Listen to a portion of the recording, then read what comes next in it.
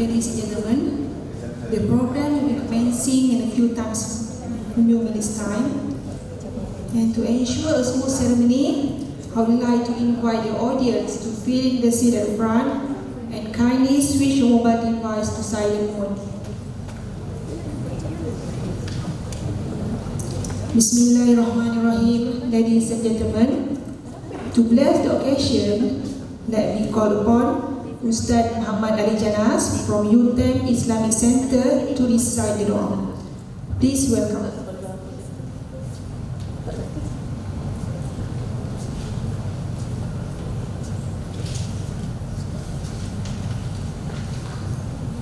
Assalamualaikum warahmatullahi ta'ala wabarakatuh.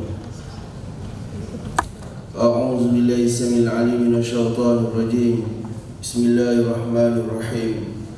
Alhamdulillahi rabbil alamin, wassalatu wassalamu ala asyrafil anbiya'i wal mursalin wa ala alihi wa sahbihi ajma'in. Segala puji bagi Allah Tuhan sekalian alam. Salawat dan salam ke atas junjungan besar Nabi Muhammad sallallahu alaihi wasallam, ahli keluarga baginda, para sahabat baginda dan mereka yang mencontohinya hingga hari kiamat. Ya Allah, ya Tuhan kami, di pagi yang penuh keberkatan ini, kami berkumpul dan berhimpun bersebenar dengan program InTReD 19 ini. Kami mendadah tangan memuji dan bersyukur di atas limpah rahmat dan nikmat serta hidayah-Mu kepada kami. Ya Allah, ya Rahman, kurniakanlah kami taufik dan hidayah-Mu, pemikiran yang benar-benar mantap, hati yang penuh segar dengan keikhlasan, serta bimbingilah kami ke arah menuju umat yang benar-benar bertakwa di sisi-Mu. Ya Allah, ya Rahim, Engkau hiasikanlah kepribadian kami ini seperti kepribadian kekasih-Mu Nabi Muhammad sallallahu alaihi wasallam. Engkau jauhkan fitnah dan kekacauan daripada kami. Engkau perbaikikanlah perselisihan antara kami. Engkau pandukanlah kami untuk mendapat jalan yang lurus, dan Engkau bersihkanlah pekerjaan kami selama ini. Sesungguhnya Engkaulah yang maha berkuasa lagi maha mengetahui. Ya Allah, ya Allah, Engkau perkuatkan ukhuwah antara kami. Jadikanlah organisasi kami sebuah organisasi yang cemerlang, yang dapat membina masyarakat yang berilmu ke arah mencapai wawasan negara. Semoga dengan wujudnya program ini akan dapat meningkatkan kualiti pekerjaan kami, mengeratkan hubungan silaturahim di antara kami, dan seterusnya meningkatkan tahap kecemerlangan akademik untuk agama, bangsa dan negara. Allahumma ja'al jam'ana hadha jam'an marhuma wa tafarruqana min ba'dihi tafarruqan ma'suma wa la taj'al fina wa la ma'na syakiyan wa la mahruman wa la matruda. Rabbana hab lana min azwajina wa dhurriyyatina qurrata a'yun waj'alna lil muttaqina imama. Rabbana atina fid dunya hasanah wa fil akhirati hasanah wa qina azaban nar. Sallallahu ala sayyidina Muhammadin wa ala alihi wa sahbihi wa sallam. Subhana rabbika rabbil izzati amma yasifun, wa salamun alal mursalin, walhamdulillahi rabbil alamin.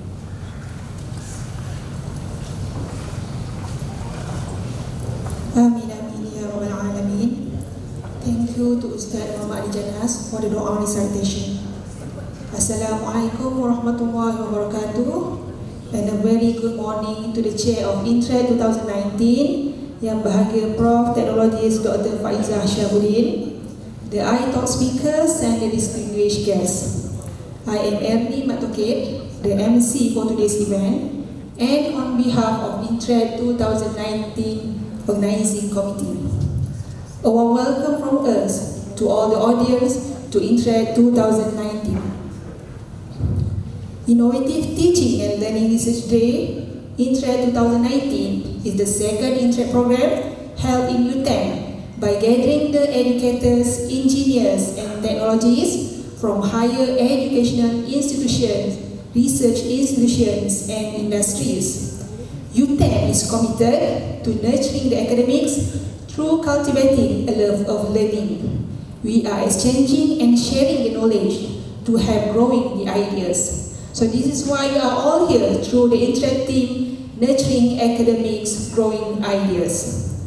I would like to first highlight the program schedule for today's event. We will have an iTalk session from 7 speakers in a few minutes' time. We also have poster exhibition at FTK lobby outside this hall.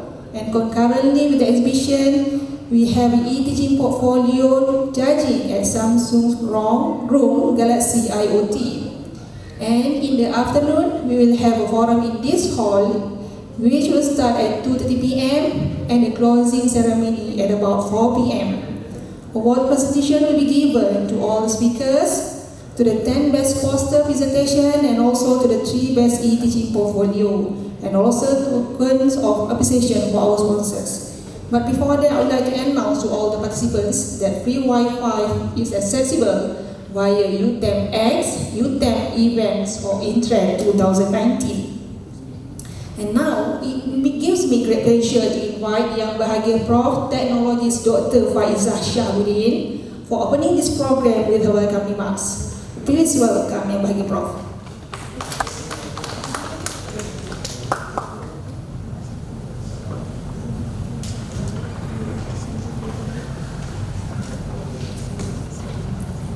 Bismillahirrahmanirrahim. Terima kasih Dr. Emily, MC of the day. Okay, Assalamualaikum. Okay, Alhamdulillah, we are here today. Alright, so on behalf of KAIS, Center for Academic Excellence and Scholarship, we are the main organizer for this event. I would like to say thank you very much for every one of you to be here. Alright, you should be proud to be part of the passionate educators in UTEM. Okay, so tepuk tangan untuk diri sendiri. Okay, let me start with pantun ya, recycle pantun. Okay, ingin rasa memakan kari cendawan batang keladi. Giram hati tidak terberi, bertemu tuan-tuan dan puan-puan yang baik hati.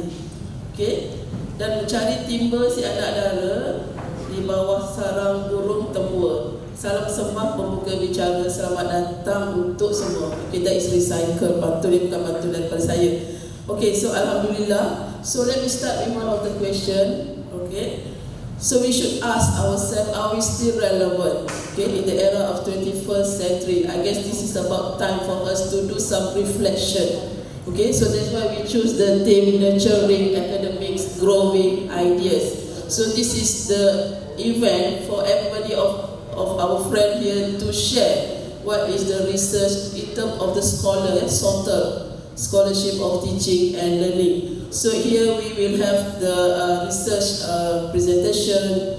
Okay, so we do hope that every one of you will enjoy the session. Okay, so actually this is second time we organize this event, and the nurturing academic growing ideas, that is the theme for today, because we believe that to be aligned with what university strategic planning, they have the talent development. Okay, as one of their team, so we do hope that every one of you are the scholars. Okay, so we not only good in teaching and learning, but we also need to share what is the research in terms of teaching and learning. Okay, so even though I believe that not every one of you have background from teacher training college, include myself. Okay, but we are passionate to do most research to see how we can benefit to our students. That is sorted. So we try to align with that area. So for your information, we have 6 tracks. Okay, creative and innovative teaching and learning, learning skill, learning technology, technical teaching and learning, that is the STEM, and also e-teaching portfolio. So in total we have 58 participation. Compared to last year is about 41. Okay, so all the 2 pages extended abstract will be published in UTEM e-proceeding. Okay, so we have about 49 participants from UTEM and 9 from other universities. So I would like to say thank you. I see JPK, Okay, thank you very much, sir, for being here. Some are quite familiar faces. So we are the almost the same people. Every university event in terms of the teaching and learning. As mentioned by MC, we also have the 10 Best Poster Award and 3 Best Teaching Portfolio. Alright, so I would like to highlight the different this year event compared to last year is we are going to have iTalk. That it could be stand for interactive, it could be intelligent, it could be informative. So it's up to you to define that. So 5 minutes. It's not easy actually to tell everything in 5 minutes. I'm looking at Dr. Amir at the back because Dr. Amir asking me, Prof, macam mana nak cakap 5 minutes about NLP? He is one of the gurus, coach in NLP. Dah banyak cakap about this topic everywhere. Okay, in UTM, outside UTM, Malaysia, maybe dekat luar negara. So 5 minutes tu kadang-kadang bila dah terlampau banyak dalam kepala, kadang-kadang dia tak keluar apa yang patut kita nak keluar, betul ya? And we have the timer dekat situ, doktor, cikgu. Okay, bukan calon-calon orang, doktor yang pegang, dia akan tunjuk 1 minute left. So you kena jeling-jeling lah dekat sana. So for the iTalk session, that is the niche of the event for this year. But this is the kelainan. And also we do, I would like to say thank you to everyone, especially my team. Dr. Mariam, bangun Dr. Mariam, everyone, mungkin ada yang tak kenal. Okay, Dr. Mariam, okay, timbalan pengarah di KAIS. Dan kita ada PM Dr. Jaria, bangun Dr. Jaria. Semua yang pakai itu dia ke saya. That is my timbalan pengarah orang kuat untuk e-teaching portfolio. Okay, so kita juga ada e-teaching portfolio because this is part of the TOT group kat UTM in order to groom people. And not to forget, in the afternoon we are going to have forum. So I do hope that every one of you be here sebab kita akan ada poster, presentation selepas ini dan kita akan ada iTalk dan kita ada e-teaching portfolio. E-teaching portfolio is one of the electronic portfolio, so that is the place that everyone need to have. Meaning that it's not only for inspired educators track, it's actually for everyone, so that you can put everything, compile all your material, together all the evidence. Di mana dalam teaching portfolio itulah you akan highlight your teaching philosophy, what is your belief about teaching and learning, how you compile all the evidence that what your student have mentioned about your teaching and learning. That is sepatutnya dia menjadi kita punya soul, kita punya darah daging, to be the inspired educators. So I believe that every one of us yang ada dalam bilik ni hari ni, walaupun sikit, tak ramai nampaknya, tak penuh crowdnya, tetapi saya, alhamdulillah, saya bersyukur sangat-sangat sebab I know that ada sedikit belief in your heart that you believe that your contribution will give good impact to the quality of teaching and learning, not only for UTM but also for nation. So alhamdulillah, so kita harap that kesedaran tu akan terus berpanjangan, is nurture. Alright. So not to forget, I would like to say thank you very much to our sponsor. Kita ada main sponsor Konica Minolta, right? Dan kita ada Samsung. Not to forget juga kita ada Persatuan Staf Akademik UTM Masa, ada tak pakai Dr. Zain. UTM Masa dah 2 kali berturut-turut menyumbang, dan juga kita ada MyPBL, Malaysia Association of Problem Based Learning. Dan this program is supported by Magnetic. Okay, alright. So saya rasa setakat itu saja, dan saya harap sangat every one of you be here sebab in term, for the forum session in the afternoon kita bawa 3 main key person dalam quality teaching learning kat Malaysia. Kita ada penerima anugerah akademik negara Prof Karim, dan kita ada pemenang AKRI untuk transformasi assessment, transformative assessment, dan kita ada finalis blended learning juga daripada AKRI punya event. So I do hope that every one of you maybe boleh tunggu sampai ke petang. So saya dengan itu akhir kalam dengan lafaz Bismillahirrahmanirrahim, saya dengan ini membuka program InTReD 2019. Terima kasih. Thank you Yang Bahagia Prof for that wonderful remarks. So after this, maybe we could show some that belief in ourselves that we can be high quality educators. To provide you with some food for talk and discussion, we have lined up an impressive selection of keynote speech through ITalk session this morning. So I would like first to recognize and acknowledge our ITalk speakers. So our first speaker is Yang Bahagia Prof Technologist Dr. Faizah Syahrudin, Director of Center of Academic Excellence and Scholarship UTM. And then we have our second speaker, Technologist Ahmad Syarizan Syarani, the Head of Regional Content Development Division. And we have our third speaker, Technologist Dr. Siti Nurul Mahfuzah Muhammad, the Senior Lecturer from Information Technology and Communication Faculty. And then we have Technologist Dr. Gede Pramudia Ananta, the Senior Lecturer from Information Technology and Communication Faculty. We also have Dr. Mulyati Sidek, the Senior Lecturer of Language and Human Development Center. And we also have Dr. Amir Aris, the Senior Lecturer of Technology Management and Technopreneurship Faculty. And we also have Associate Prof. Dr. Jaliyah Muhammad Joy, the Deputy Director of Center of Academic Excellence and Scholarship UTM. And our last speaker, which is Dr. Zanariah Jano, Senior Lecturer of Language and Human Development Center.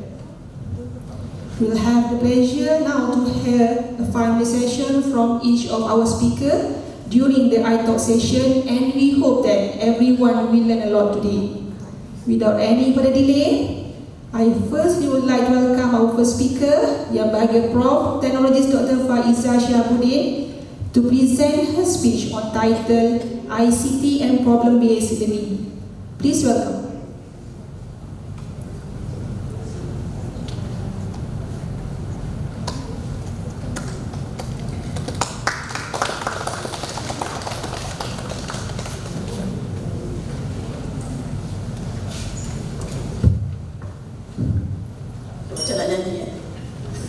Assalamualaikum and good morning to everyone. So again, me, myself, Faizah here.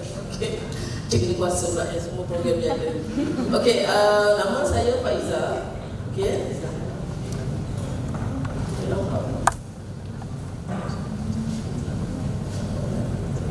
Okay, so the topic that we want to share today is about problem-based learning, ICT and PBL. Ada sesiapa yang tak pernah dengar what is PBL? Dia angkat tangan. Anyone? What is problem-based learning? Nak tanya? What is PBL? Problem-based learning. What is problem-based learning? Learning that is driven towards a problem to address a certain real problem. Real problem. Okay, Najah? We find outcome based on problem. We find, for example, medical because the problem, then they find the solution. Okay, alright. So there is no single definition what is problem-based learning. Okay, so actually PBL started 1956 dekat Canada, McMaster University, Canada. Okay, so it's not new. That's why some people say, okay, this is an old wine in the new bottle. Okay, I still remember masa sahabat saya buat PhD dalam PBL, and most of the short grant saya dalam problem-based learning study about the assessment in PBL, the problem crafting in PBL. Okay, so ada banyak lah yang saya buat 3 short grant PDP dalam PBL. So I guess PBL is not new, but sometimes people confuse. Ada some people say PBL is method, ada yang cakap teknik, ada yang cakap is an approach, ada yang cakap teori. So apa beza dia? So 3 perkataan, T-A-M. What is TAM? T is teori. Dalam apa juga, bila kita cakap pasal education, okay, T is teori. Kita ada constructivist theory, okay, cognitivist theory. And PBL come from constructivism. Sebab by solving the problem, student will understand. That is darah daging, basic fundamental about PBL. What is A? A is approach. Approach dia boleh jadi banyak. And most of the authors, researcher, they claim PBL is an approach. Bawah T ada A, ada M. M is method. Dalam PBL kena ada method. It can be to be paper method. Sebab kita kalau dalam problem based learning, kita bukan pensyarah, we be a facilitator. We give problem to student and then we need to scaffold learner and facilitate. Alright. So if you can see here, there will be 3 parts. Resources, support and assessment. And PBL scenario bank. So the hardest part in PBL is to craft the problem. That's why ramai academician dia tak nak buat PBL. Dan ada juga yang buat PBL tapi tak buat betul. And student complain. 6 tahun saya jadi TDA, ada juga saya dengar student complain. Pensyarah bagi soalan and then balik. 2 weeks after that, they expect student come up with the solution. Dia ambil soalan from the end of the book chapter, case study bagi pada student and they claim this is PBL. No. Dia mesti ada proper. Dia ada problem solving method, dia ada fila, dia ada reflection, dia ada scaffolding. So saya selalu bagi tahu pasal PBL ni ada kadang-kadang 2 hari, kadang 3 hari. So banyak benda yang ada dalam problem based learning. Oh dah 1 minit. Lagi 1 minit ke? Lagi 1 minit. Okey, so saya laju je. Saya pernah terima this one award pengajaran PBL So walaupun PBL bukan baru, tapi ICT integration in resources in supporting PBL and assessment of PBL menyebabkan anugerah akademik universiti dan juga buku PBL yang pernah saya hasilkan. Okay, so this is some of the potential area yang kita boleh buat in terms of PBL. So I would like to highlight juga my PBL. This is registered under ROS. This is special interest group. Okay. So my PBL sekarang ni presidennya saya kebetulan dan kita ini peringkat nasional so kita ada 50 lebih members daripada banyak universiti. So one of the function my PBL is kita dalam last month kita organize forum, okay, dan kita ada buat book chapter juga dan kita organize banyak event-event. This is the special interest group. For those interested boleh promote boleh register dalam my PBL. Okay, so one of the project yang kita nak buat lepas ni adalah to develop the test bank, so-called macam test bank tapi untuk problem scenario bank. Alright, so the time is out. Alright, so thank you very much. Thank you, Dr. Prof. Now I would like to call upon our second speaker, Technologist Ahmad Syarizan Syarani, with his speech entitled Be a Learning Designer. Please welcome. Terima kasih. Okay, the topic that I would like to share today is be a learning designer. Or for us in InTReD, it's better for us to call it be a learning engineers. Sounds better, right? Because we are all claim we are engineers. Alright, my first point is we cannot teach our students the way that we have been taught earlier. Why? I don't want to ask you, I give you a question because it's 5 minutes. Because the environment is different. Because the way the generation grow today is different from us. And the more important is because the technology now, we have to utilize all the technology. If we don't use the technology in our teaching, we'll be eliminated sooner or later, we'll be eliminated by our students. Alright, so, but sometimes we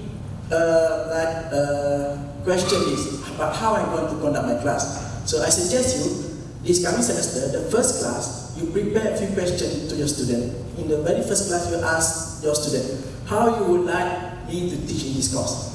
Is it through lecture? All the time, most of the time, or sometime, or none? So you get back the feedback from your student. Or you can be an open-ended question, ask your student, how you would like me to teach in this course? That's the idea. I'll give you the idea. Okay, my second point is,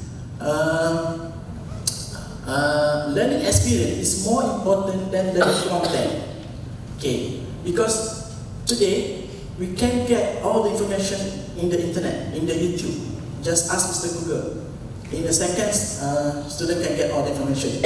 So, the more important is we go to the class, we do the activity, and that's more, our student will remember more doing the activity. But it's not easy. We have to prepare earlier. Which topic we want to do the activity and how we're going to cater that particular topic by doing the activity, but our student will learn the topic that we would like to share, we would like them to engage or to know. Alright, I would like to share 3 steps, on how to be a learning engineer. The first one is define your finish line. What is this? Learning outcomes or learning objective. We have to be clear what are our learning objective or learning outcome. I take the analogy of the runner here, the sprinter. You see, the short distance runners, like Usain Bolt, Maurice Green, the fastest man in the world, not the fastest man in the world, but they run for 100 or 200 meters. Their body different from the long distance runner, right? You see at the muscle. So, same with us, it's different from what we want to teach with others. Even it look like the same topic, but we have to clearly have a clear cut what are the learning objective, and also must be clear with our student. Share this, be transparent with our student, the learning outcome. At the end, what we should achieve. Alright, the second one is decide how to measure the success. What is this? This is the assessment. Okay, because we are doing like more activity, so we want to shift from asking the question in the final exam. You know the methodology, by asking the question in final exam, it's like we spoon feed our student. Like we give him or her to eat what? Durians. At the end of the day, if we ask them to throw up, muntah balik, what do you expect to get? Nasi dia dapat. Ikan kering ke apa, ni ke tak, durian lah, because we feed them is durian and then we ask again at the end of the semester. It's not the right way of doing this. Alright? So, through activity, how we going to shift the assessment by asking at the end of the semester or by asking during the mid-semester, but assessing them during the activity that we have planned during the class. So, we have to think thoroughly and try to embed, try to include all the activities like cooperative learning, BL just now, provide information. So try to combine all this with the technology, with the online like Kahoot or whatever. There are a lot of technology. You can Google, you can search. And the last point is develop the winning strategy. Again, this is related to the activity that we want to do in the class. We have to develop. And as I mentioned, it's not easy. It's not like simply because it needs to take a lot of job tasks. We have to think, we have to plan the activity that we want to do. And all these 3, if we combine, we must align each other. And this is what we call as constructive alignment. Go back to constructive alignment. With that, I thank you. Thank you. Thank you so much, Rizan. So with 3Ds, I think that everyone can be a learning designer. Thank you very much. Okay, now reflective thinking. So this is a title that was presented by Prof. Dr. Hanifah Hussein. So I am welcoming Prof to deliver a speech.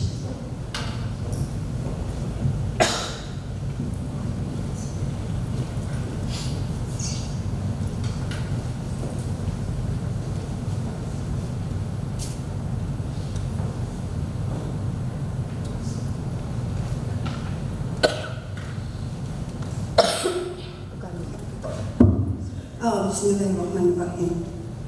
Yang saya hormati, yang berusaha pengarah KS, pengarah penerbit dan barisan jawatan-kuasa, pensyarah-pensyarah senior dan pensyarah-pensyarah baru.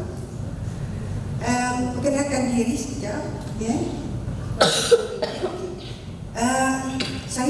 Saya dulu di tank, betul Cakap betul. Okey, sekarang saya berkhidmat sebagai konsultan film di Teknologi Park Malaysia. Ya, saya bertugas sebagai konsultan kurikulum InTReD development. Itu poten saya sekarang, dan tugas saya ialah membangunkan kurikulum dan menjualnya, dan KPI saya ialah mencari 6 angka. 6 angka di TPM. Pada kita di UTM dulu 6 angka ni terkejut besar kan. Tapi dengan networking yang ada di TPM, 6 angka tu very low KPI. Jadi kita sama-sama berdoa supaya TPM dan UTM ada kerjasama supaya antara kita boleh buat research bersama. Okey, boleh saya mulakan? Okey, baik. My expertise is reflective thinking. Alright. Pertama sekali bila saya nak buat research ni, saya cari fundamental. So adik-adik, rakan-rakan yang baru nak buat PhD, baru nak buat research, fundamental grant, you pegang satu filosofi atau dia panggil fundamental. So dalam ni saya persembahkan mereka yang beriman kepada wahyu yang kepadamu diturunkan dan yang sebelumnya diturunkan, dan mereka yakin akan akhirat. Mereka lah yang mendapat bimbingan dari Tuhannya, dan mereka lah yang mendapat kejayaan dalam surah Al-Baqarah. Jadi sebagai seorang orang yang berfikir selalu bagaimana nak membangunkan professional development among lecturer. Jadi saya buat ni pada tahun 1995. Agak macam dah menturi tu. Tetapi apa berlaku kalau kita lihat di situ,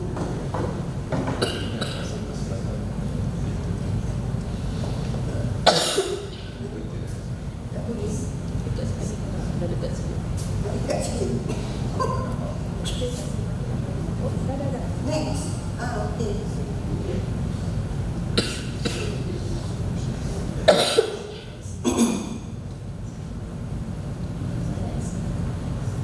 Saya nak apa kita panggil previous. Alright. Jadi di sana kita boleh lihat ni falsafah dialektik. Apa maksud falsafah dialektik dalam pendidikan di Malaysia? Ia adalah himpunan kepada falsafah yang pertama, essentialism, pragmatism, dan existentialism. Dan kita di Malaysia mengamalkan 4. Satu lagi idealism. Jadi tadi Prof, kalau tuan-tuan dan perempuan pernah baca constructivism. Constructivism teori itu datang dari mana? Pragmatism. Pragmatism iaitu percaya kepada apa yang dilihat oleh impuls. Tetapi kita di Timur tidak begitu, kita percaya kepada yang lain. Bagaimana kita nak buat research tentang ini? Jadi dia banyak kaedah. Jadi salah satu kaedah alat yang membantu saya membuat research, mengukur pemikiran, boleh diukur pemikiran itu ialah reflective thinking. Jadi dengan adanya reflective thinking, kita boleh melihat bagaimana professional development berjaya dibuat.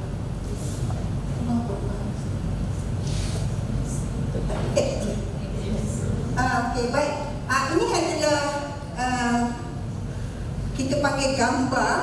Bila kita kata sel, dalam kajian saya, kita lihat manusia ada 3 otak di sini. Satu rational brain yang tugas dia memberi logic thinking. Tapi logic thinking ni dia nak based on what? Kan baca Sigmund Freud, tahun 1946 dia buat teori libido oleh Sigmund Freud, dan teori-teori datang dari Timur, iaitu teori-teori Ibn Rushd, Ibn Sina, teori. Jadi dalam case reflective thinking ialah yang biru, yang hijau.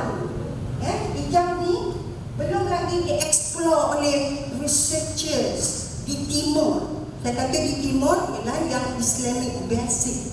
Okey, baik. Hanya 15% manusia memberi kebijaksanaan kepada spiritual dalam memberi keputusan logik. Gitu. Jadi saya lagi dan dilihat di sini, kalau kita lihat dia banyak pergi kepada teori-teori timur. Okey, baik. Saya buat ni di Australia. Bila di Australia, maknanya satu innovation dalam pendidikan sekular. Alright. Apa yang berlaku di sini ialah kita semua ni, biar dari mana pun punca ilmu atau punca pendidikan, kita ada dia panggil receive knowledge. Kita nak buat kajian kan, kita kena buat content analysis. How big knowledge your respondent has. Okey, kemudian kita ada experiential knowledge, terutama macam kita yang tadi dia kata POPBN. Okey, baik. Masa dah tak mengizinkan saya. Okay. Next please. Thank you. Saya nak cepat. Okey, ni reflective model. Next. Okey, input practice. Ini ialah practice. Jadi nak jadikan orang tu reflektif, kita ada spiral. Dalam kajian saya, kalau bilang 8.8, ada 16 spiral yang saya buat. Macam kita kayu basikal kan. Yang saya ni pengkaji, saya kayu basikal. Yang gerak itu roda.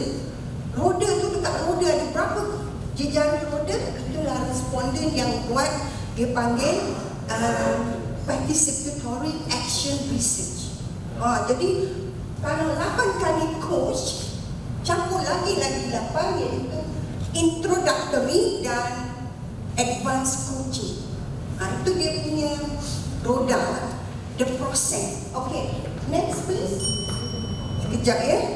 Next. Saya datang dari jauh, dari teknologi Pak Malaysia.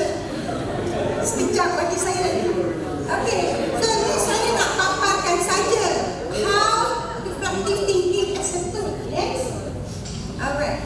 Ini langkah-langkah. Ini dia panggil step.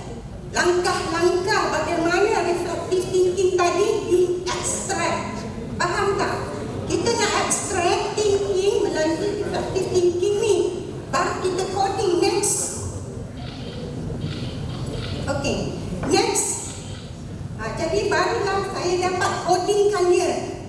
Okay, berapa orang yang buat refleksi? 3 lapis. Ya? Responden, supervisor and cooperative teacher. Jadi 3 lapis untuk triangulate data. Bukan kata satu data saja, triangulate. Next. Okey, ini adalah coding. Bagaimana kecekapan orang membuat reflective thinking, dia ada dia punya rubrik sistem. So saya kena ubah satu rubrik. Alright, next. Ini adalah proses data analisis. Dia buat apa? Kita buat content analysis.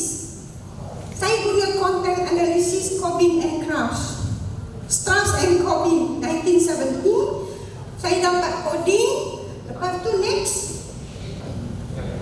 Okey.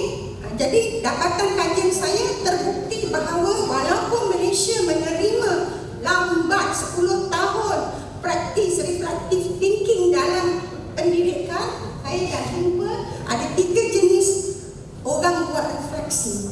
So saya propose kepada kerajaan Malaysia. Next. Saya propose kepada kerajaan Malaysia bahawa professional development have to coach. Without coaching, nobody can develop. For that, thank you. Thank you very much, Nabagi Prof.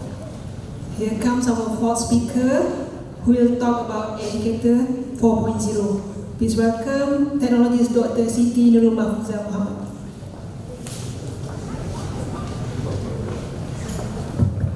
Assalamualaikum, terima kasih Menteri Majlis, Profesor Izzah, pengarah KAIS dan juga rakan-rakan akademik lah.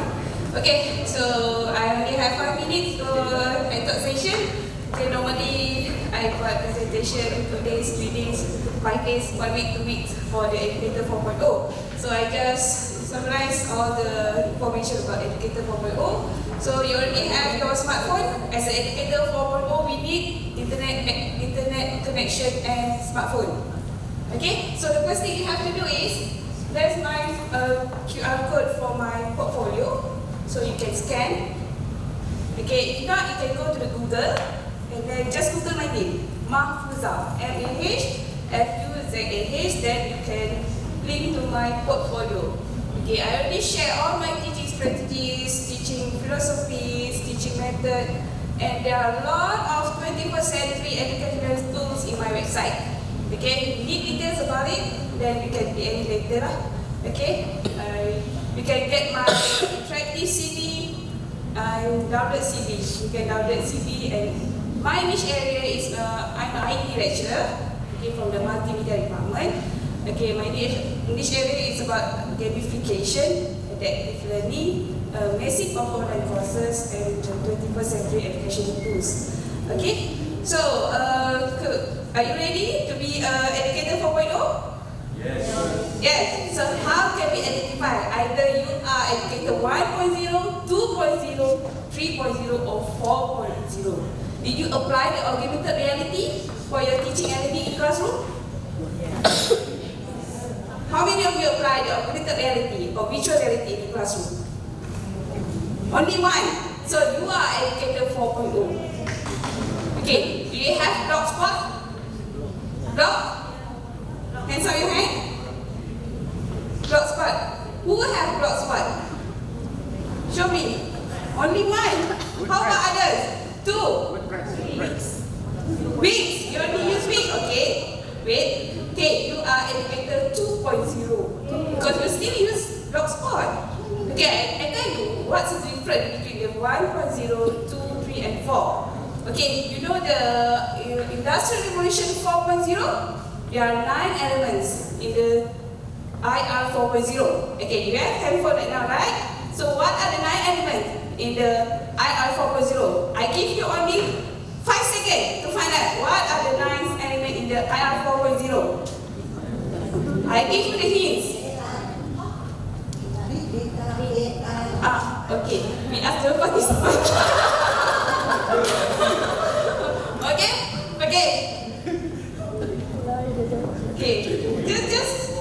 Just inform me, what are the elements? Yes, IoT, the Internet of Things. Then? Big data. The big data.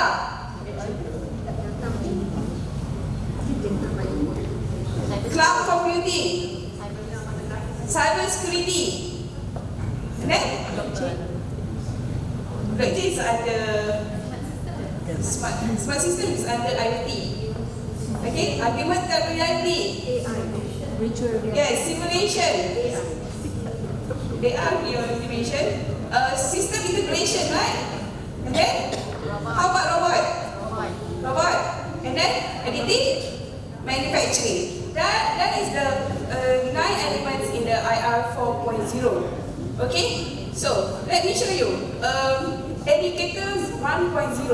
Okay, I start with 1.0 because I learned to develop website using Notepad. You know Notepad? You only white screen in your PC, and then you type the HTML code, and then you want to create bold, table, B, D, I for italic, and so on. That is 1.0. You need to know the native programming to build something, to build courseware. Nowadays, you just click upload, and then you just get your courseware, right? Then you can just develop your website.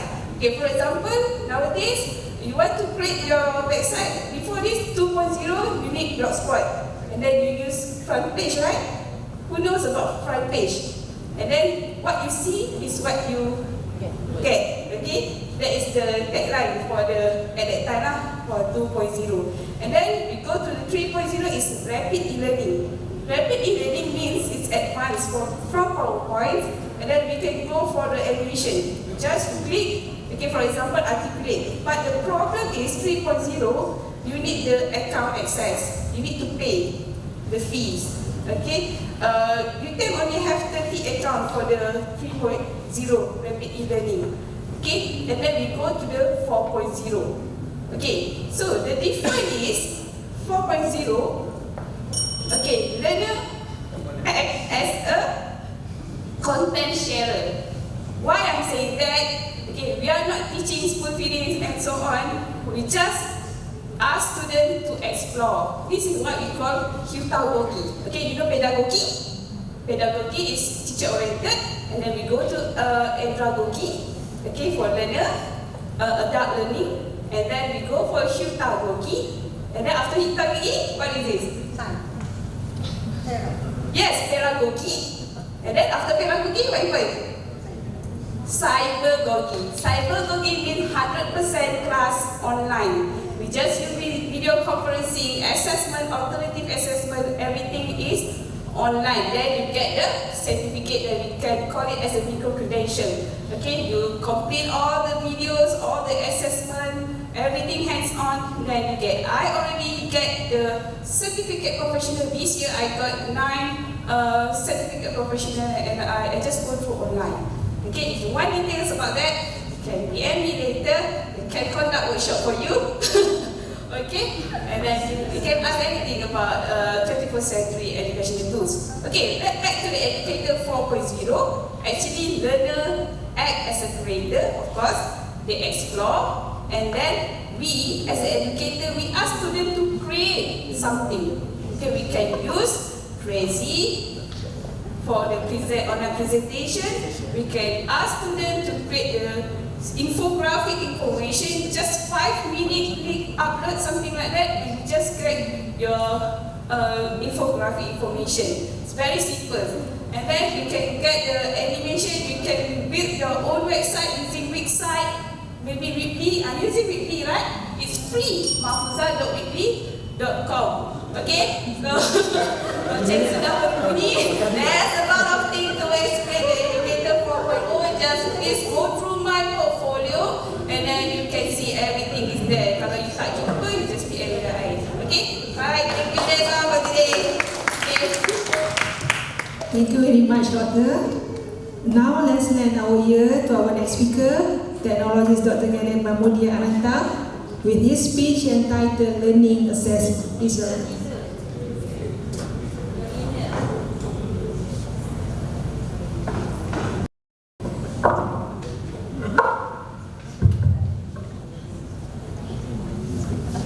Bismillahirrahmanirrahim. Assalamualaikum warahmatullahi wabarakatuh. Selamat pagi tuan-tuan dan puan-puan dan rekan-rekan yang saya muliakan. So, probably I'm not going to talk about something, but I'm going to ask you to reflect about something. Okay? Tadi dah bincang banyak sangat tentang teknologi. We talk about technology, we're using technology, we talk about teaching, we talk our attitude on teaching and so on. So let me just ask you or ask us to reflect on something, which is on assessment. Okay? So I'm quite sure that you agree with me that teaching doesn't mean learning. If you teach, it doesn't mean children learn from you are teaching. That should be very clear. So I just got this example of cartoon, or I'm going to describe teaching and learning. Okay? So probably this is not my own. I just got from Dr. Google's, that's all. Okay? So these cartoons say that very clearly, even you teach, it doesn't mean the children learn. That's all. Okay, the next one. Thank you. So talk about assessment. like the previous Master Ahmad talked about that one. So assessment is a part of our teaching, which is there's a triangle there, the content and the assessment and then the methodology. Okay, so if you talk about assessment, we have to differentiate between assessment and judgment. Okay, suppose this is very extreme probably. Our children look like that one. So it's very diverse. From A to Z, from small to big, from thin to very thick. So what will you do when you assess the one? Are you going to assess students by doing the same thing? You hope that everyone will follow our assessment. Or do you think that the previous talk say about, are you going to assess students by using final exam only? And then we believe that final exam will assess 60%, even 70% of the learning. So, what do you think? Then if we talk about assessment, then it should be fair. And then the fairness, what do you mean by fair? And then the second part about assessment. Do you believe when you assess the children is only assessing of learning or for learning? We used to assess children only for learning. Only of learning. A O L. Not A F L. Which part of our teaching assess for learning? Which part our teaching will assess of learning? So we have guidelines to assess of learning, but we don't have guidelines to assess for learning. Like we believe that we have to have our item must be bell curve. 60% should be social, 20% should be very hard, 20% should be very easy. So how can you justify that? That's the idea. So I don't want to talk too much because 1 minute, and then I don't want you ring the bell. Thank you.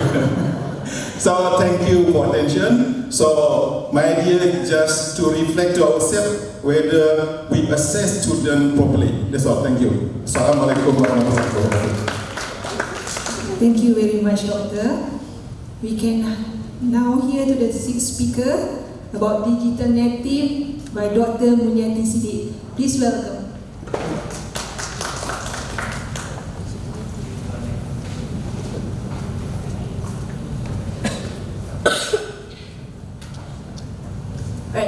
Assalamualaikum and very good morning to all participants and friends.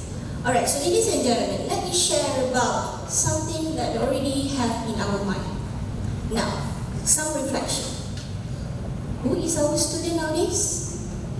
When they are born. And who are they actually? Alright, what is this? This is technology. Let's put the technology away.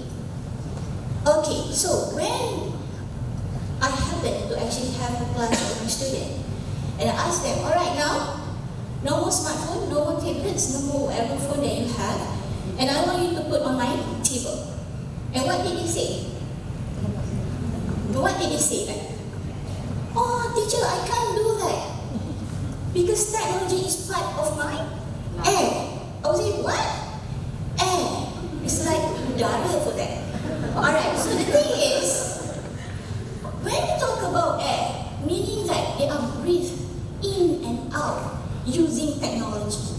So this is what actually technology technology, or I would say digital native is all about. Digital native actually is being coined by Mark Pransky in 2001 actually. According to him, digital native, according to him, who actually was born after 1985 is considered as digital native. This type of student actually, they are born with technologies. Doesn't mean that it's cesarean part, no. It means they are born with technologies. They grow up with technologies. They speak technology stuff. They know what is blog. They know what is vlog. They know what is PUBG. They know what the other thing G that they have at the back. So this is what actually the 9 facts about digital native. But actually there are many other facts about digital native. Okay, the first let me see that. Okay, the first one, you see that they are born with a traditional lecture room. Traditional lectures in the classroom. So we can actually teach our students and actually reflect from what we have been taught in the past few years. When I was in school, my teacher only bring the job in class. But now we can't bring that to class. They will laugh at us. They say, what is that actually? They don't know this is job.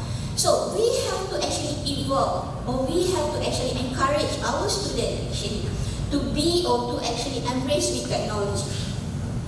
Okay, and the other thing is, let's see, they say that 90% of children and adolescents play video games. What is video game actually? And how this actually video game will be able to actually, enhance their 21st century skill, such as critical thinking, problem solving and others. So this is because in the video game itself, there is a lot of problems to be solved. Because when you play PUBG, anyone here play PUBG? Digital immigrant? Anyone? No, right? So I can't ask you because you do not know the answer. Alright, so let's ask the kid actually. They know what actually happened in PUBG. They have a weapon, they have this whatever AK-47, I'm not sure. So when they actually have this type of gadget virtually, they actually do things in multitask. They know, they strategize, they know this is what they should do. Even they know what actually happened, are going to happen later. For example, there is a box, behind that box there will be a zombie. I do not know there will be a zombie behind the box. Behind the box will be nothing for me, right? So they actually think beyond us. They think beyond us. So we have to agree with that. And we have to agree that these students are actually also very, very technology savvy. Alright? So the next part will be about having TV in their bedroom. People say, TV? Alright, talking about TV is not actually a normal TV. It's a smart TV, you guys. Where people can actually attach Wi-Fi, they can actually go through Netflix, iFlix, whatever flick they have at the back. Alright, so this actually will help them not only to enhance their visual, but also their auditory and their kinesthetic. Why is it kinesthetic? Because in smart TV, you can touch the screen. Can you touch your screen before? Your black and white TV? No, you still have to close it using whatever window, right, a curtain. Right, so this is what actually the student want. They are not only love to interact with things, but they love to touch the thing. But they don't touch us actually, right? Because they're afraid. Alright, so another thing is about, alright, look at this point, the last point. I love to touch the screen, but I'm not digital native, I'm a digital native. It's about multitasking may decrease your brain efficiency to 50%. How this multitasking will be able to decrease your brain efficiency? I beg to differ. So this is totally out of the, I'm not sure. But for me, when you actually multitasking again, you are able to actually segregate things accordingly. You are able to skim and scan, especially in reading, which one is important and not important. Right, so I hope, okay, you want to bell the rings again? No? So I think that is about digital native. So we as a teachers, I love to see myself as a teacher, we have to consider our student actually is a digital native. Either we like it or not, that's it. They are the one who actually love technology. So make sure once you enter your class, bring technology in your hand, like your smartphone, rather than you bring a cup of coffee. Alright, so that's it. Thank you so much. Thank you very much, Dr. Nati. It's very affirmation. I think about better class. Okay, now our speaker is Dr. Amir Ais. We will talk about NLP, Neuro Linguistic Program. This NLP trainer can squeeze everything into 5 minutes.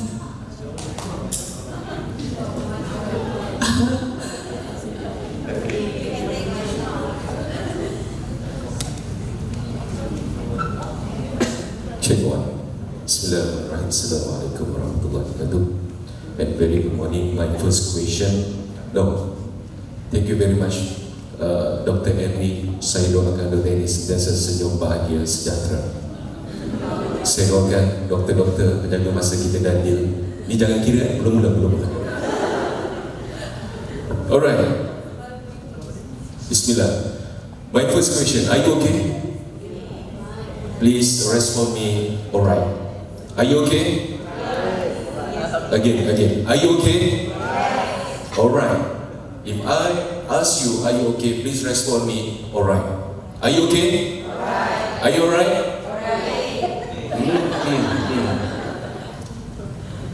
Again. Are you okay? Are you alright? Are you okay? Alright. Alright. Okay. Never mind. Okay. I would like to start my session with a story, very simple story, but I will use the Malay language because this is my native language. It's a digital native, so this is my native language. So please focus to me because this story is close to you. Again, I repeat, please focus to me and focus to my story, and I love my belief, this story will close to you. Is it okay? Very good. Pas Lana. Okay. Story dia berbunyi begini ya. Sedap dengar bunyi dia. Ada sepasang suami isteri yang baru berkahwin. Kita ada pengalaman? Ya. Pada satu hari, ketika dalam rumah suaminya sedang duduk di atas meja untuk sarapan pagi dan isterinya lalu di depan jendela dapur rumah dia. Dan pada ketika dia lalu, dia nampak jiran dia sedang jemur baju dan nampak baju tu kotor, dan dia kata pada suami dia, sayang, jiran kita tak pandai basuh baju dia kotor, barangkali dia tak pandai pilih sabun yang bagus. Dia duduk, suami dia tersenyum. Esoknya pun sama, seminggu setiap kali lalu jendela dia akan komen tentang jiran dia tak pandai basuh baju, dan suaminya hanya tersenyum. Minggu kedua, dia lalu lagi depan jendela dan kata, abang, jiran kita dah pandai basuh baju, bersih, cantik. Husband dia pun tersenyum. Isteri dia duduk saja dan dia beritahu, sayang, bukan baju jiran kita yang kotor, bukan jiran kita tak pandai pilih sabun, tapi pagi tadi abang bangun lebih awal daripada saya dan bersihkan kaca jendela rumah kita. Are you in the moment? That's NLP. Next. Right. This is a NLP communication model, how human communicate. If we understand this model, believe me, you will communicate effectively. So, ingat cerita pasal pasang suami isteri? Ini kepala isterinya nampak jiran sidai baju. This is an external event.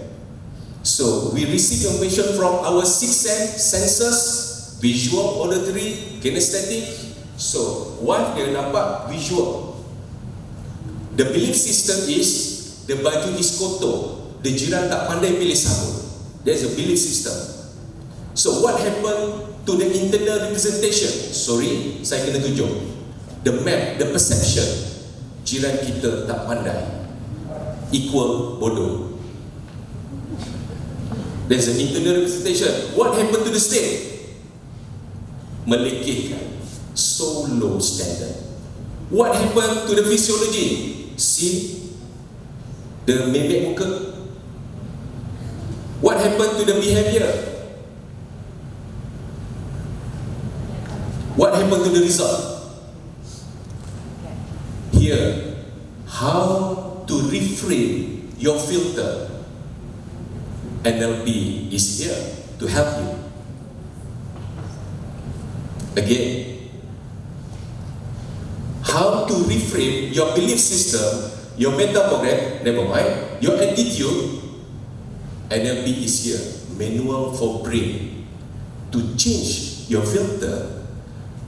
Your filter change already, will change the perception.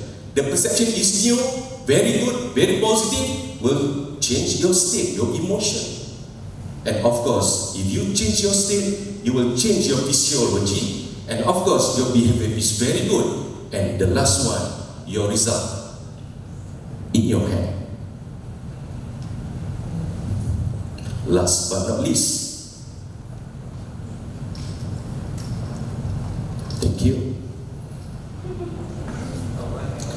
Albert Einstein said, education is not the learning of the facts, but the training of the mind to think. So NLP is about train your mind to think. Siapa yang nak tahu ada berpuluh kaedah nak change reframe, bersama dengan saya dalam episod yang seterusnya di hari yang sama. Kita jumpa lagi sebelah sini. Assalamualaikum warahmatullahi wabarakatuh. Thank you, Doctor. Then we will hear to Associate Prof. Dr. Jariah Muhammad Joy, who will present us on teaching portfolio. Please welcome.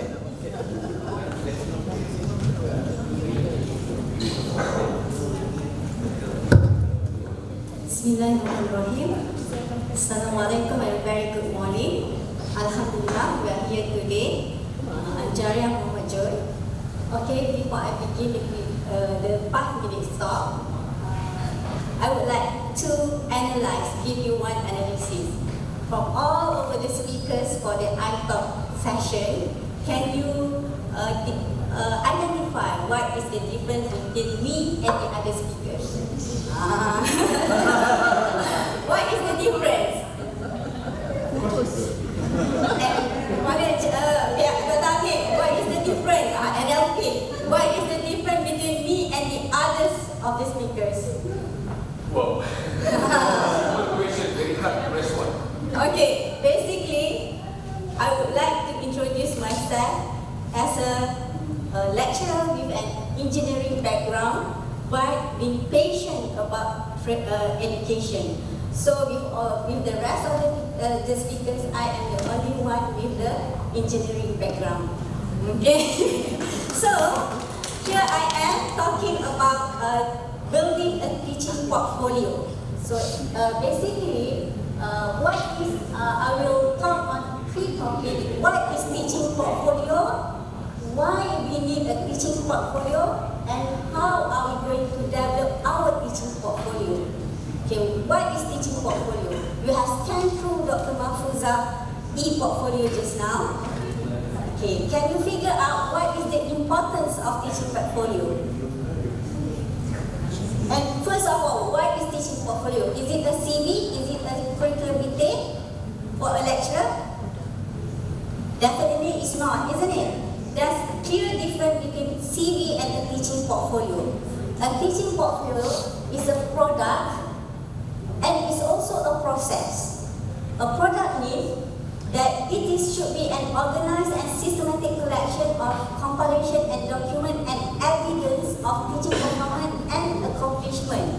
So that when we see to the document, this is the example, the above is the example of my teaching portfolio back in 2011, where I received the teaching award for Anugerah Academic University.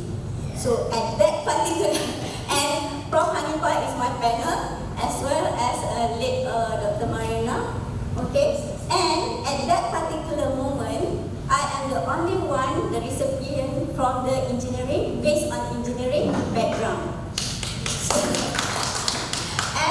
I remember the comment because it is due to the passionate of my passion in the education. So it should be that it's based on the role of us as a lecturer. That is the main hakiki of our role and responsibility.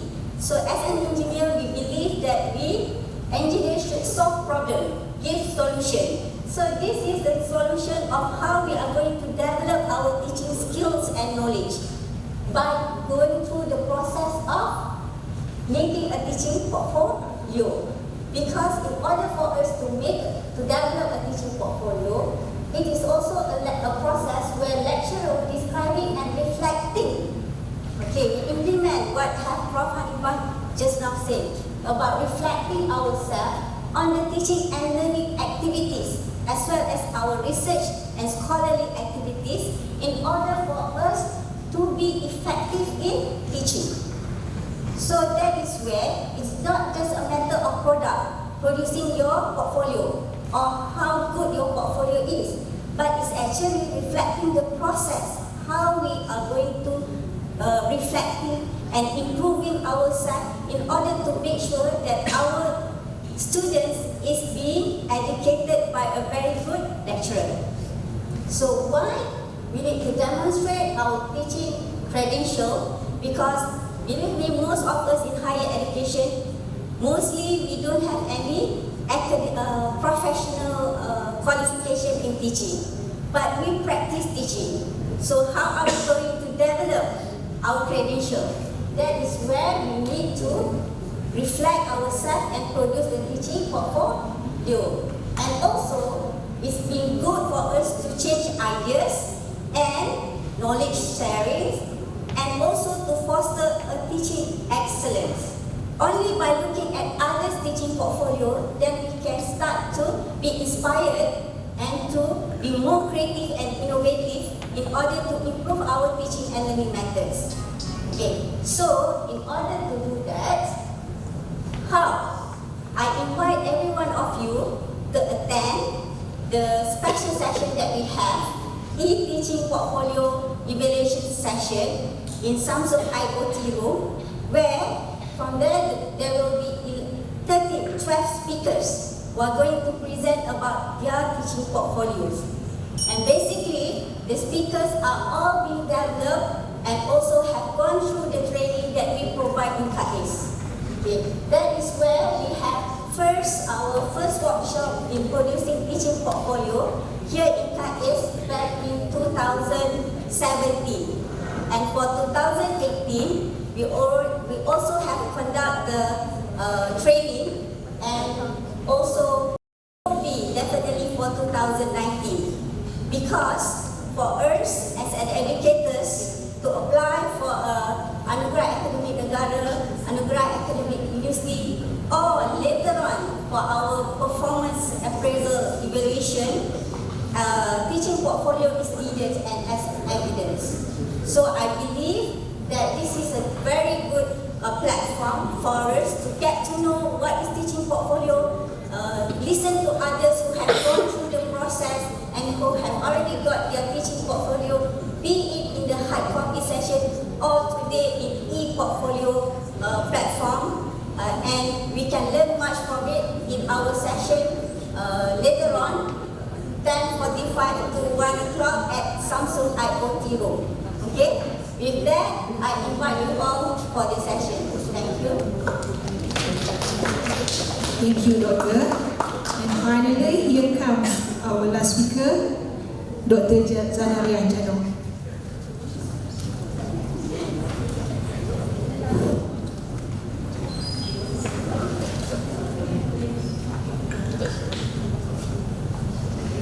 Assalamualaikum warahmatullahi wabarakatuh, and a very good morning. I'm Dr. Zanarajan or Dr. Zen. Okay, issues and challenges in teaching in the 21st century. Okay, look at that quotation. So that's a very great task for us educators, right? Yeah? Okay, next. Okay, like what Dr. Mulyati has said just now, we are dealing with digital natives. Alright? We are dealing with Alpha Gen. Internet access anytime. If you look at your children, handphone all the time. If you don't ask them to sleep, they sleep at 4 a.m. Right? Yes or no? Okay, anytime, anywhere, anyone. And humans spend attention only 8 seconds. Imagine, in the classroom, 8 seconds just to attract their attention. After that, they are lost. Okay, so think how to have the curriculum that really attract them. Okay, and multitasking ability. Yeah, I agree with Dr. Mulyati. If they are multitasker, okay, so use that ability in the classroom because they know how to multitask. Okay, look at your teenager who has a driving license in the car. They can text, right? And at the same time, they can play games, and at the same time, they can drive. Multitasking ability. Okay, so use that for our students. Next, are we still relevant? Ask that to yourself. Are we still relevant? When they have Dr. Google, yeah, my son, Ma, if you don't know anything, just Google it. That's my 11-year-old. Okay, so every time if he doesn't know anything, you just Google it and tell me about it. Okay, so Mr. Google is, Dr. Google is the in thing now. Everything at the click of the finger, you can get information, just like that. So, and we are still grappling with our PowerPoint presentation. Okay, think of that. Yeah, in the classroom, if possible, bring Dr. Google in. Alright? Because for your PowerPoint presentation, you can put it in the LMS, in the VLE, and they can still access them anytime. Non-profit and tuition free. Now we have many free courses that they can attend, right? Lifelong learning. No professors. Maybe they have robot, at the end of the line to assist them. So are we still relevant? Peer-to-peer pedagogy and project-based 24/7. Okay, so think when we want to be relevant, what should we do? Okay, so we have to go along with the flow actually. Next. Okay, delivery of higher education, just like what Dr. Mahfuza has mentioned. Okay, we have MyHE 1.0, where we have that chalk and the board, and we have MyHE 2.0, drilling, okay, and then we have 3.0, PBL, and we have 4.0, where everything is there, comes in. Okay, are we ready? We need trainings actually, because our children are much smarter than we are. Okay, so how to overcome their smartness? Trainings. That's why I go to Dr. Mahfuza's course. Alright, next. Okay, the solution? We go for pedagogy. Okay, personalization of learning. Co-curators of knowledge, because students themselves are the co-curators of knowledge. Use them. Okay, they can create content for our syllabus actually. Use them. What interests them the most? Okay, bring them into the curriculum. Delivery of higher education, how? How do we deliver? More training are needed for teachers. Curriculum content, what? Revisit. Okay? And translational research, very important. Okay, high impact outcome for government, community, industry, and academics. Think of that. Okay, more research are needed. Next, thank you very much, Dr. Bari. I'm Dr. Zen from Pusat Bahasa and Pembangunan Design. Thank you very much to Dr. Zanaria. And now I would like to open for Q&A session. So we have about another 20 minutes. Okay, any question from the floor?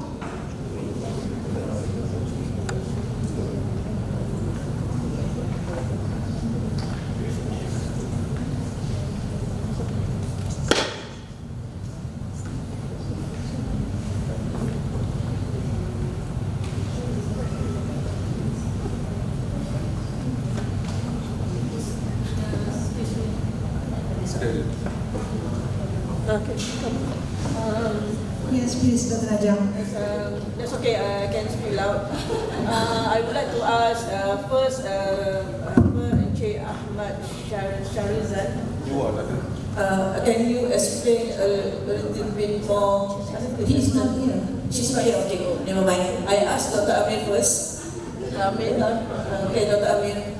Okay, can you explain about the distortion of the something? Can you explain more about it? Distortion? Yeah, how our perception distorted by what? By what? By who? By whatever? Okay. Thank you, Dr. Nurul Najah. Basically, Dr. Nurul Najah dah ada jawapan saja di test saya pagi ni. But to be NLP practitioner or coach, basically very simple response. What do you think? Okay, never mind. Very good question. Thank you, Dr. Najah. How humans tend to generalize the information or distort the information or delete the information. These are the factors will influence this DDG. For example, very simple. I need yes. Very simple. Wah, ini session 1 jam setengah ni. Okay, what is this? Dr. Nurul Najah. Bottle of water. Prof? Water. Doctor? Green. Okay, never mind. Just 3. Why 3% with this very reality bottle or whatever, different person, different meaning. Different perspective. Different experience. Why Dr. Nurul Najah kata ini mineral water, you know, water apa dia cakap? Yang itu. The bottle has water inside. Yeah, your belief. So the factor is your belief. So, Prof, why apa tadi Prof cakap? Air. Why air? What is your belief system? Straightforward. Very straightforward, air. Doctor? The green one. Because mungkin dia ada memori tentang green. Dan kalau saya tanya, Doktor, Prof, yang itu.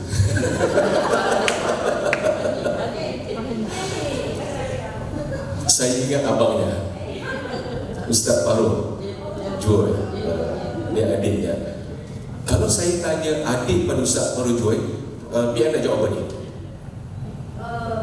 Come on.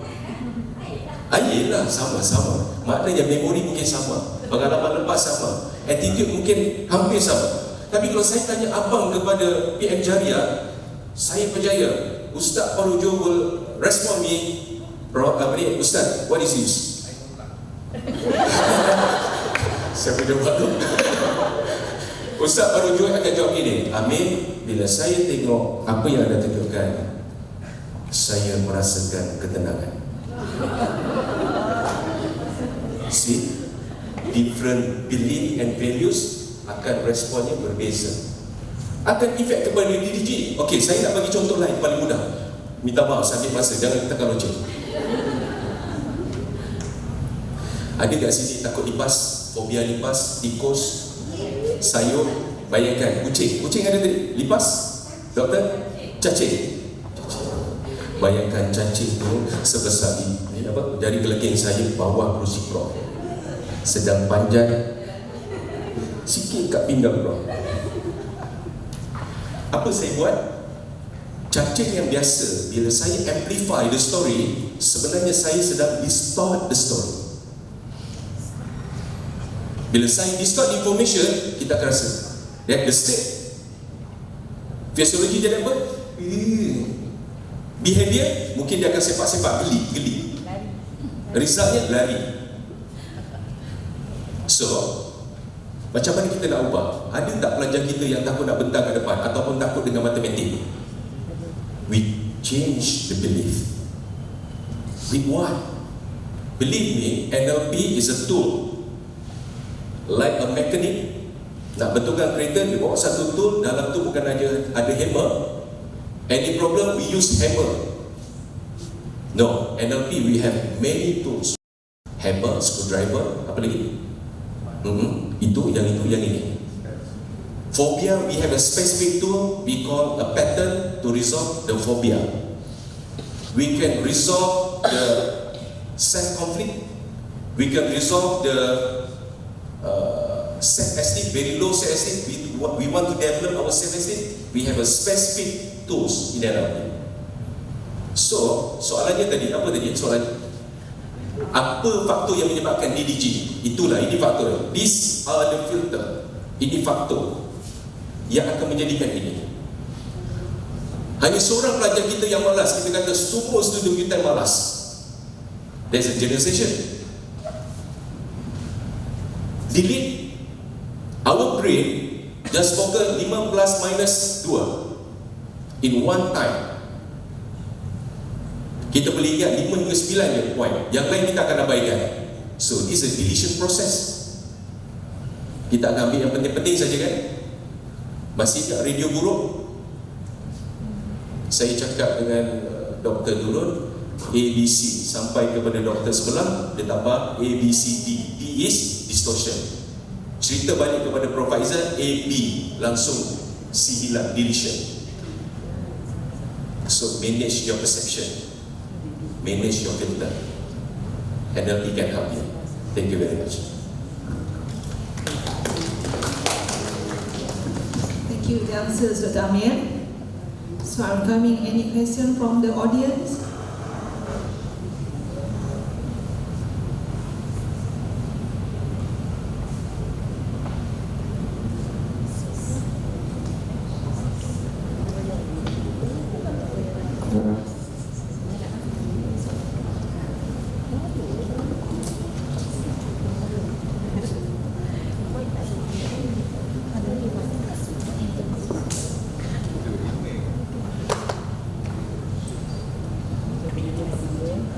Assalamualaikum, nama saya Hidayah.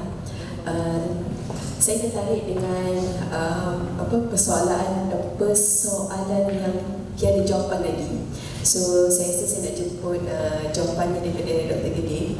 Dan lebih kurang soalan itu berbunyi, kita kena fikirkan dari segi assessment for learning and assessment of learning. So saya harap ada kupasan yang lebih detail lah. Terima kasih.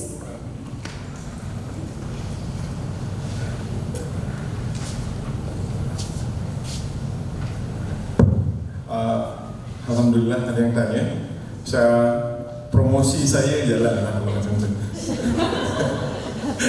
Sebab tadi banyak buat promosi, saya dapat promosi dan I think that will get my attention. Thank you. Assessment for learning, assessment of learning. Sesuai dengan wording dia, assessment for learning adalah assessment yang ditujukan untuk membaiki pembelajaran. Okay. Assessment of learning adalah assessment untuk dapat tahu information tentang student achievement.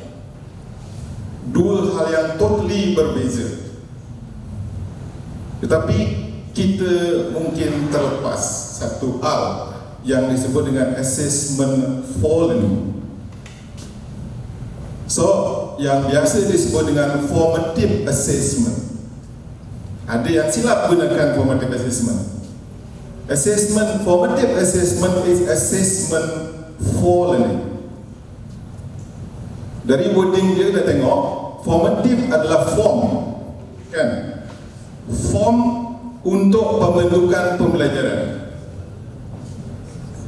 Assessment, summative assessment adalah assessment of learning.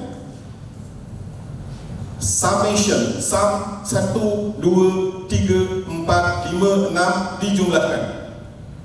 So that's why kita ada test 1, test 2, test 3, midterm, assignment, lab report dan final exam. That one is summative assessment.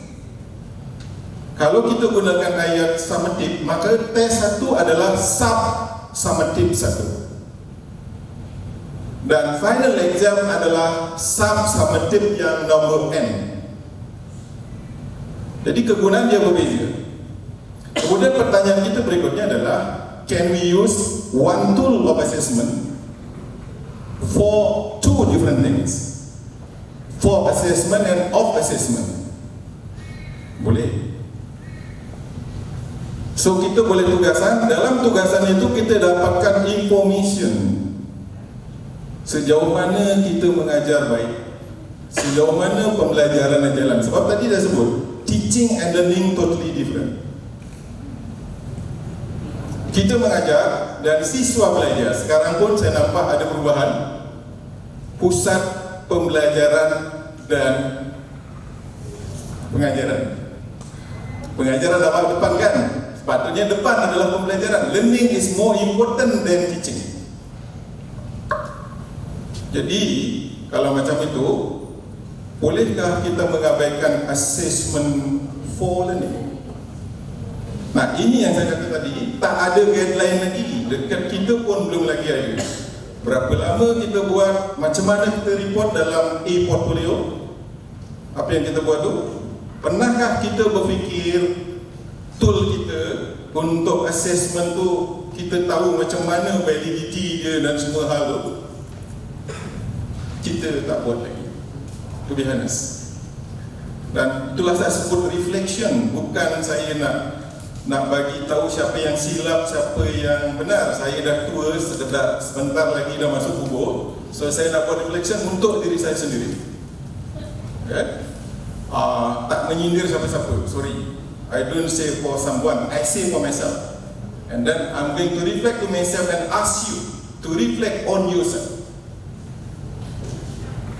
So, benda ni saya bentangkan semalam dalam kolokvium, tapi tentu saja resistensi banyak. Sebab bila buat macam ini, kerja besar dah banyak dah, tak payah buat banyak lagi. Kita buat test saja dah susah, buat ISO dokumen dah susah lagi. So nak buat benda apa lagi? That resistance akan keluar. I know that one. Tetapi soalan dia, apakah kita cukup buat itu saja? It is enough for that one to assess assessment of learning without doing assessment for learning? That's my question. Thank you, Pointer there. That's my response.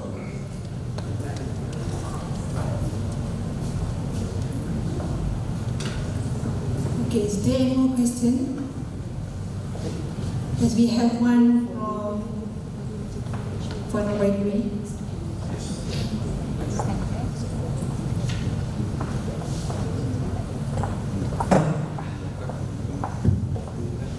Assalamualaikum. I would like to address more on the challenges part for the educators. Since we're talking about the kind of students that we are having nowadays, they are digital natives. There are a lot of things for the educators to catch up, especially when we are talking about, just now Dr. Zain talked about training.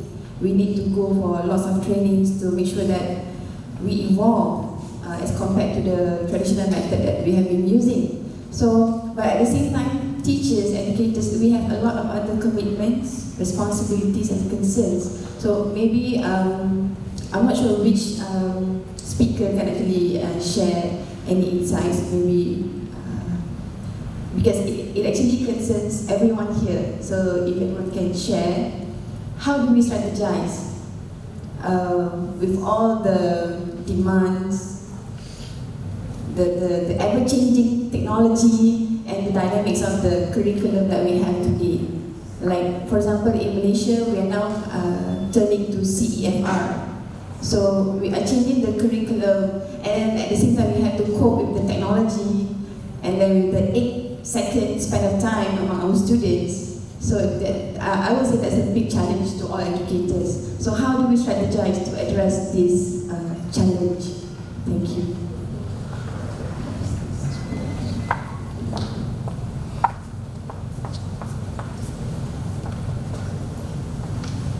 Assalamualaikum warahmatullahi wabarakatuh.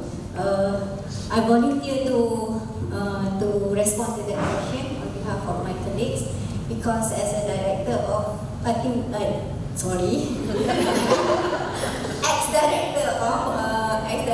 of Pejabat Perancangan dan Pembangunan Akademik, and now as a deputy director for Center of Excellence and Scholarship in UTM. I think what's been concern raised by Puan Baduri is also being shared by all of us. So it's actually in order for us to upgrade ourselves, to retrain ourselves, that is also a part of our responsibility. Lifelong learning. Remember the 3 future proof of graduate attributes: lifelong learning abilities, and then adaptability, and also we need to be holistic. So in order for us to train our students, to educate our students to get that attributes, lifelong learners, we also have to be a lifelong learners. That is where we need to enroll ourselves for the various related courses that being also provided by UTEP, for example. And in fact, congratulations to all, because today's are also a part of our platform to upgrade ourselves.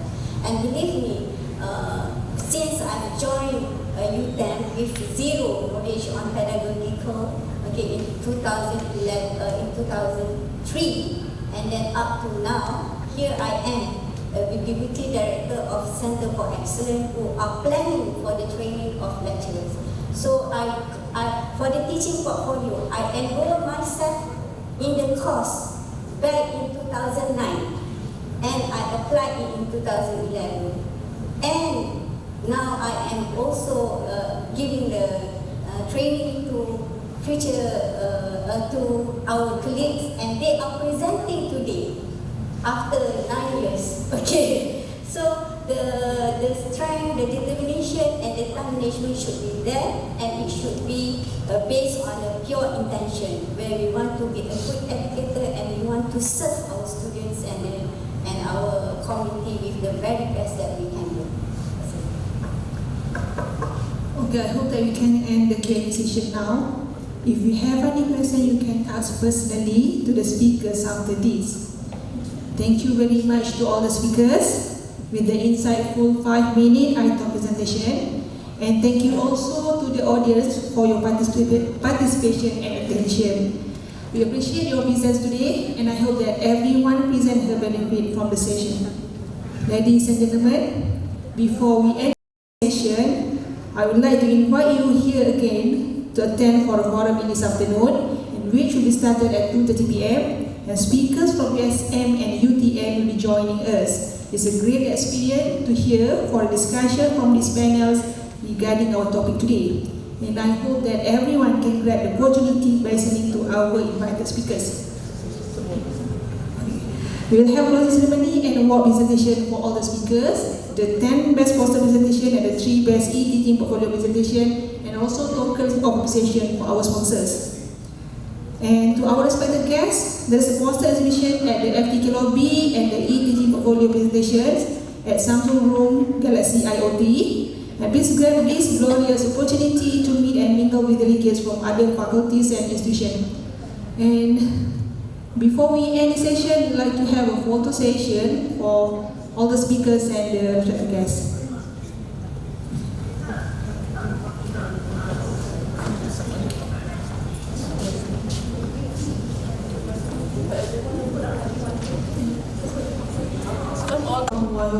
Good afternoon.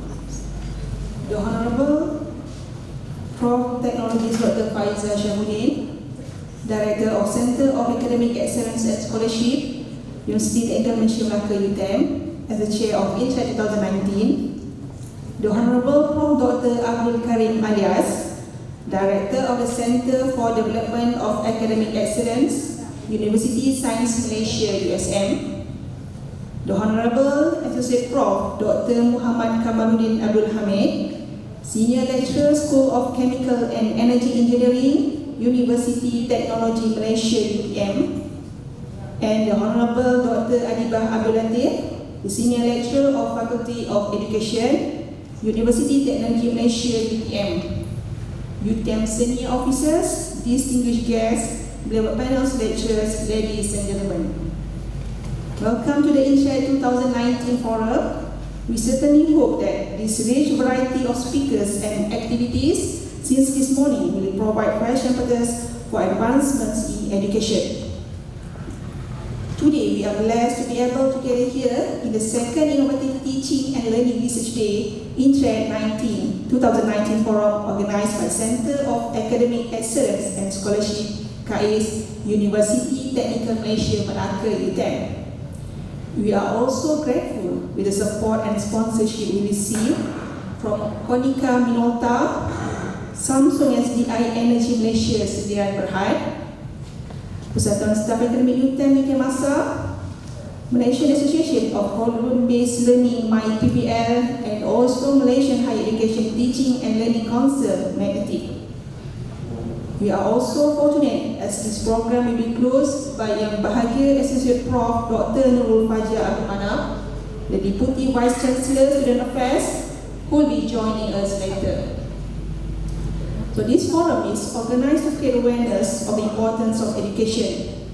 Education provides our young people with the knowledge and experience they need to contribute to society, provides them with opportunities to build a better life. It empowers young people to pursue their dreams and to become the leaders of tomorrow.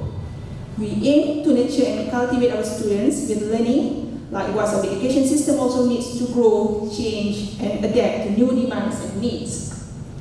This forum hopefully will encourage and nurturing the academics with education understanding, with ideas and growing success in uplifting our students as important asset. Okay, with this, I would like to invite Prof. Technologist Dr. Faizah Shabri as the forum moderator and our forum panels. Prof. Dr. Abdul Karim Alias, Associate Prof. Dr. Muhammad Kamaluddin Abdul Hamid, and Dr. Adibah Abdul Latif to come on stage for our forum session. Please welcome.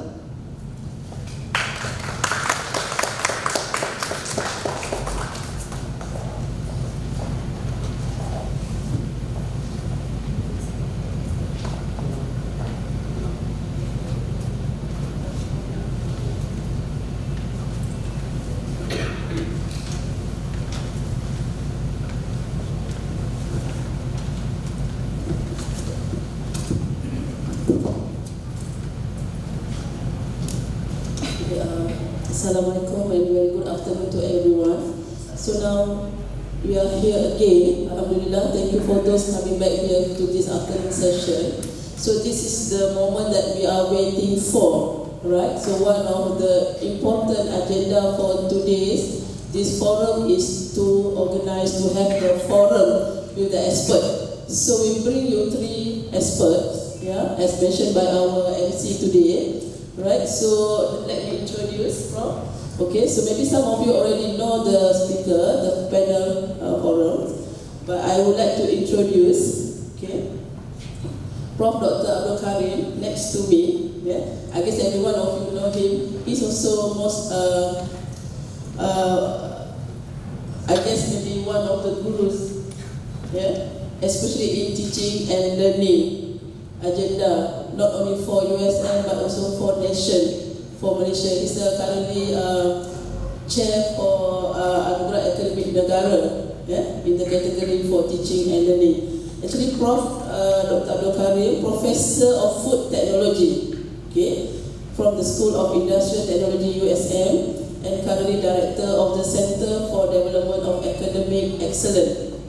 Okay, so 25 years with USM. And also he was one of the recipients, yeah, for the National Academic Award 2008. Okay, so I guess that is one of the kick-off point, yeah, turning point for him to be excellent in teaching and learning.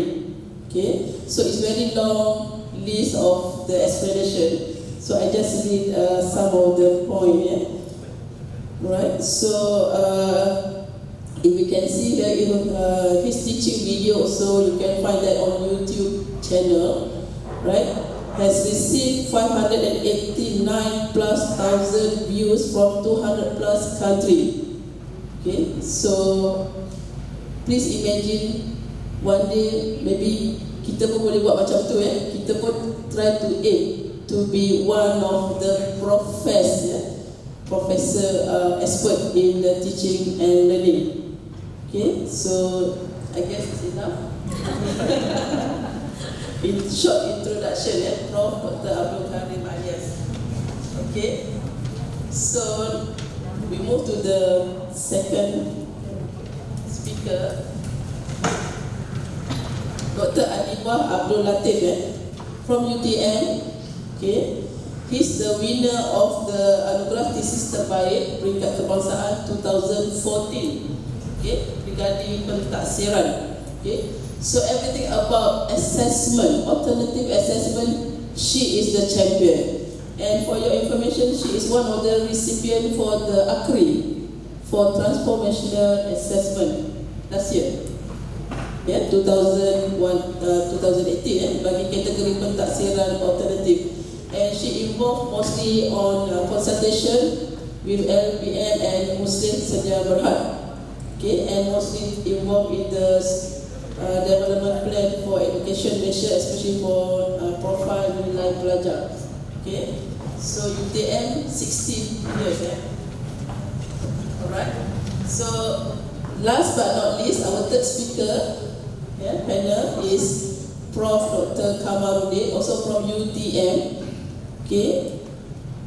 So he also managed to get Education Teaching Award 2017 from UTM. Okay, and you can see he's passionate in the area of cooperative learning, okay, active learning, problem-based learning. So maybe some of you know about Prof. Khairia, Prof. Khairia from engineering, education. So Prof. Dr. Kamarudin is successor dia lah, mentee from Prof. Dr. Khairia.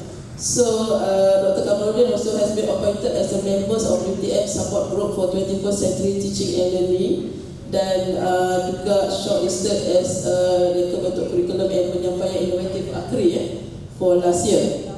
Alright. So kalau kita tengok, his strength is mostly on the research grant. Total amount 3 million. Alright, published 150 publication, 50 intellectual property right. Okay. Ada. So that is dia punya strength. So if we try to see ourselves masih jauh lagi our perjalanan right. So I hope that by having sharing session with all the experts here will motivate you in a way to be excellent in teaching and learning. So this is one of the event, kalau kita tengok just to highlight sikit. Academic leadership, that is one of the term yang mostly kita dengar. Since from this morning juga kita ada sebut pasal teaching, pasal learning. That is the most mentioned words for today. Alright, so that's why we bring the experts so that everyone could share what is the best practice. So I guess maybe we start with the question because we have to start by 4. Okay, so the first question actually we want to ask from the expert, how to nurture, because our tema for InTReD 2019 is to nurture academic, nurturing academic growing ideas. So as you can see in front of us, mostly are quite young, young, energetic and high potential. That is our population. It's about 800 staff, academic active staff in UTM, and mostly they are quite young, I mean below 40 lah. So perhaps our speaker could share what is the best way we could do in order to nurture academics. Okay, so I hope that we start with Prof. Karim.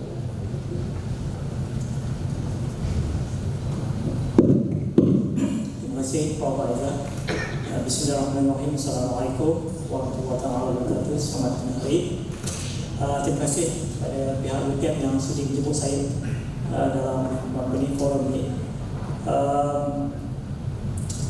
Saya nampak ada juga staff daripada Muslim antara dari USM pun ada.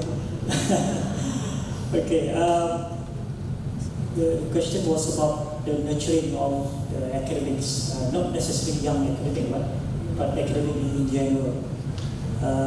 In USM, it's actually that's the task given to me as the director for Center for Development of Academic Excellence, which basically we are responsible to design the professional development program for all the staff, of course, in the 3 campuses. But one of the program is actually to conduct the 2 weeks intensive teaching learning program for the so-called young aspiring academic, the young lecturers, those who serve 1 year or less in USM. So when we talk about nurturing, I think it has to start from the very beginning. You know, when the moment they step into the academia in the university, that's the time where we have to start so-called shaping their mind, shaping the mindset, so that they are aligned, they clearly understand the aspiration of the university, the aspiration of being an academic in the world of academia. And if we start from from the early stage of the journey in the university, then we design programs that would help to nurture them on various aspects of academic, on the teaching ability. That's probably the first thing that we have to get right for them, setting their mindset on the right path as far as teaching ability is concerned. Research, and of course other things that we need to do as part and parcel of our vocation, we would say, in the academy. So the point that I want to say here, we have to start from a very early stage in their journey in the academic. Maybe I just want to focus more on the young lecturers. Because in USM now we have close to 1,900 academic staff spread over 3 campuses. Soon will be 2,000. So you can imagine the population of the academy is about twice or maybe more than you can. And my center have to take care of the program for all the 3 campuses. So and every year we continue to get new lecturers coming into the university. So we have this 2 weeks intensive program for the young lecturers, and this is where the nurturing starts. So in this 2 weeks intensive program, the focus is mainly on teaching learning, but we do have also a component like research, and we also have a slot what we call the Quest for Excellence, where we invite the icons from USM and also from outside to share their successful stories with our young lecturers. And we have done this over like 7 years, 6-7 years now, like 10 cohorts now.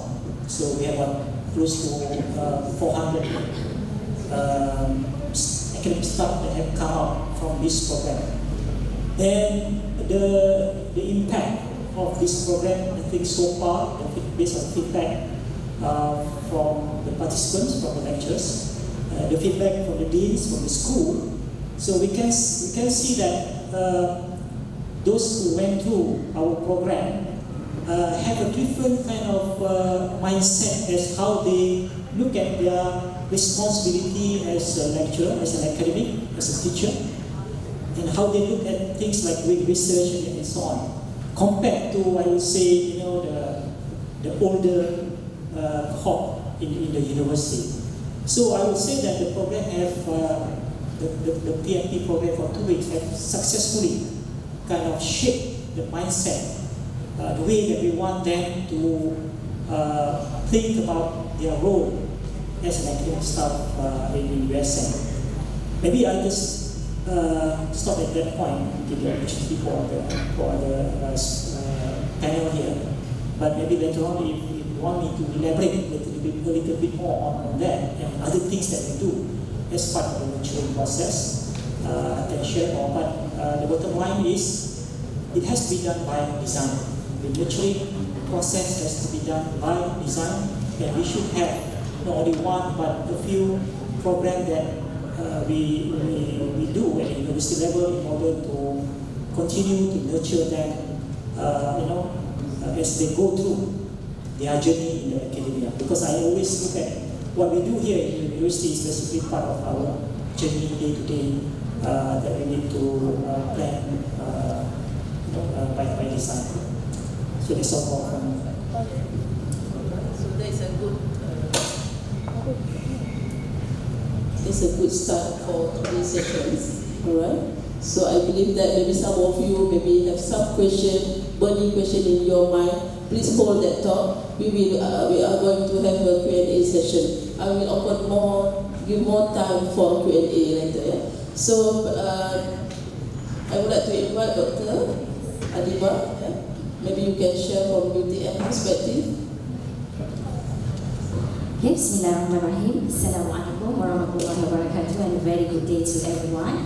First of all, I would like to thank Prof. Iza and also UTM for inviting me here. So, as general, when we say about nurturing the nurturing the lecturers and growing the ideas. So now we are in the era of Industrial 4.0, right, Prof? So when we say about Industrial 4.0, suddenly the terms of education 4.0 is merged, suddenly. And people think that, and everything now become 4.0. Okay, 4.0. Okay, have one of, when I ask the lecturers sometimes in UTM, I ask them, what do you understand about education 4.0? What is education 1.0? What is education 2.0 and 3.0? Okay, so let us think about education 4.0 is something regarding on lecturer or teacher as facilitator. Which is, I think, lecturer or teacher as facilitator is something happened previously, not only in education 4.0. Okay, but in education 4.0, the role of lecturer, the role of teacher is no more as facilitator, but as a designer, the learning designer. How we want to design the environment of teaching and learning, not only to grow students' knowledge, okay, but also their value and also their skills. So first, to nurture to grow or develop lecturers' competencies, okay, the first thing I think that we need to know about how lecturer make a decision. Okay, if we went to many meetings in university, sometimes the decision making, okay, the decision making is more on assumption maybe. Okay, we as lecturer or as educators, how do you make a decision which one of the methods is the best for your students? Maybe you do some literature review, maybe you do some meta content analysis, metadata analysis, maybe. But how many of us do the research purposely to make any decision making? How many of us do let the data talk everything the truth? How do you know that A is effective more than B? Because most of your students got A in your class. In education 4.0, okay, we want to look at the measure, not at the count. We want to look at the outcome, not at the output. Output, every student can get 4.0 CGPA, 4.0 also, okay. But how many of them that got 4.0 really underwent the process that really make them grow, maximize their potential? How many of them? Okay, and how many of students that got A, okay, based on the count, the measures, okay, we can say that this is the best student. I give you a very, very simple analogy, a very simple one in our education system. Let's say we have one assessment. We have 3 students, student A, student B, student C. Okay? Let's say a student got 5 out of 10. Student B got 5 out of 10. Student C also get 5 out of 10, the marks. Okay? So let us think. Okay, when we want to make a decision, we will say that the achievement of A students, B student, and C student is moderate, same, right? Because we are saying you get 5, you get 5, and you get 5. Your ability is same. But what is the evidence that their ability is moderate and they are same? Let's say, okay, let's say Prof Kamal, because he's the professor, I say that he answering question number 5 to 10 correctly, for example. Me, let's say I answer item number 1 to item number 5 correctly. And Professor Dr. Kamal got, Prof Kamal? Okay, Professor got 3 out of 3 to 8. Item number 3 to 8 correctly. Okay, by looking at the numbers, that's why I say look at the measure, not at the count. By looking at the number, we will say that our achievement same, 5, 5, 5. But this cannot happen in Education 4.0. We are not more looking on the count. We are looking at the measure. By right, actually, Prof Kamal is the best because he is answering the most difficult item, and Associate Professor Dr. Kamal got the second one, and me got the lowest ability. Although our mark is same. So what is our preparation to distinguish this kind of assessment, this kind of ability? And finally, we make decision making that 3 of us can go to get the 3 of us maybe not qualified to get any scholarship because we have a very moderate mark. Actually, Prof Kamal, he is qualified to get a scholarship because he is able to answer the critical thinking questions. So what is our preparation as the educators in 4.0 to do any decision making? We cannot rely anymore on the numbers, okay, because we need research. So as educators 4.0, we need to not only design the learning and teaching environment, but how we want to assess students fairly, accurately. Okay, so this is one of the way.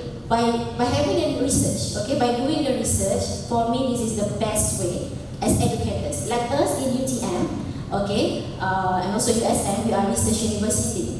So research is the compulsory component that has to be embedded in our teaching event, in our performance evaluation. Okay, and some of the lecturers sometimes they give a comment like, we want to do research, we want to do teaching. Okay, actually, by having the class itself, for example, 30 students, you can publish in ISI or Scopus journal.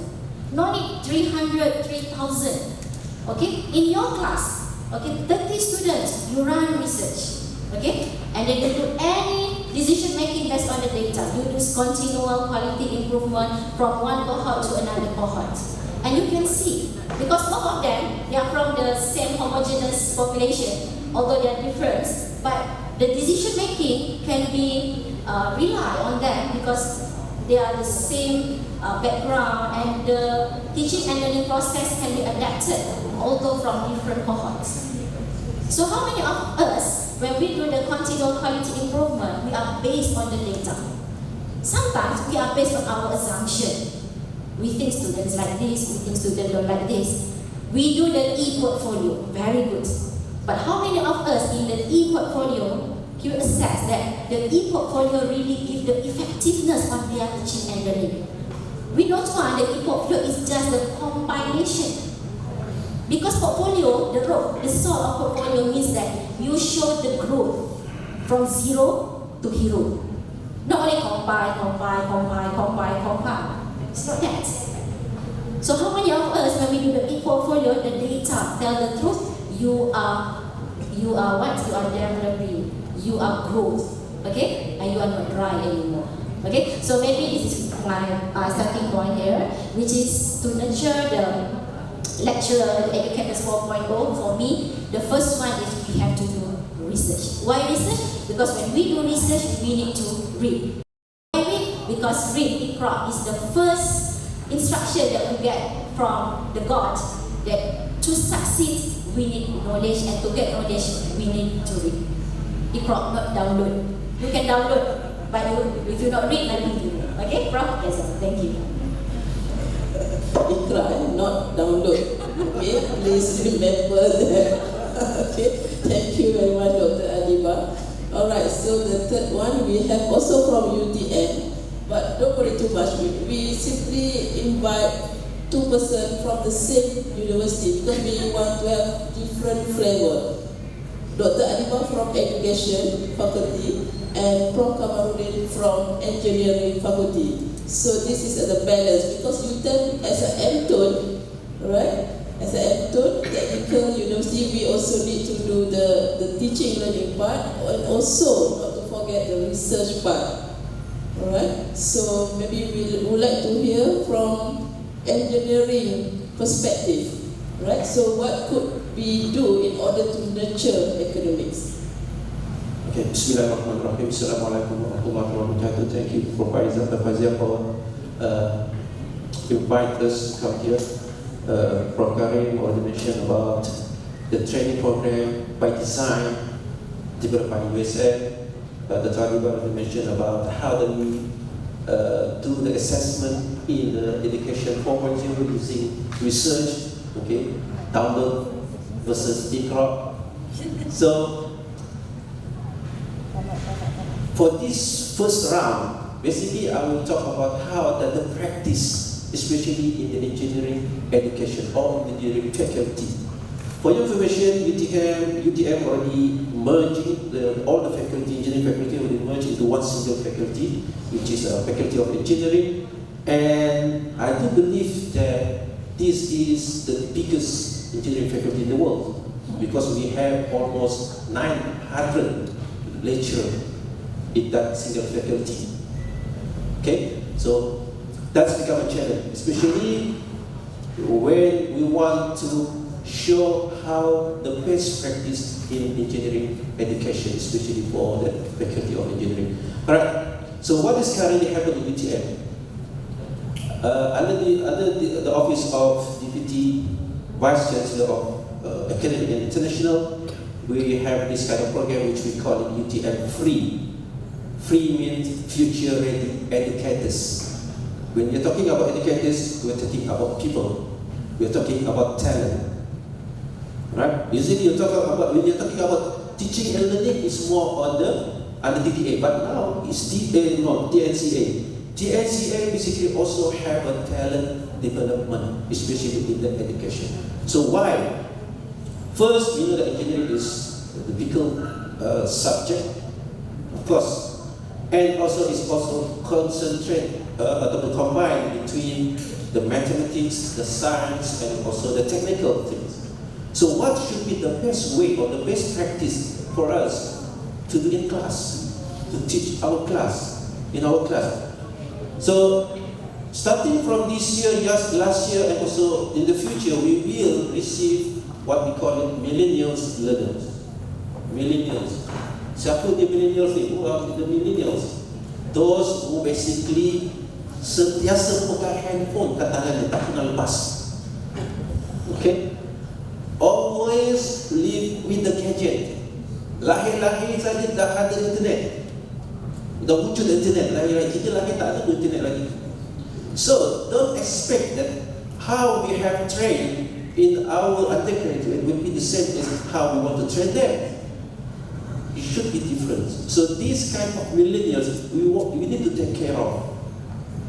They will spend about 49 or 50 days in a year just looking at this gadget.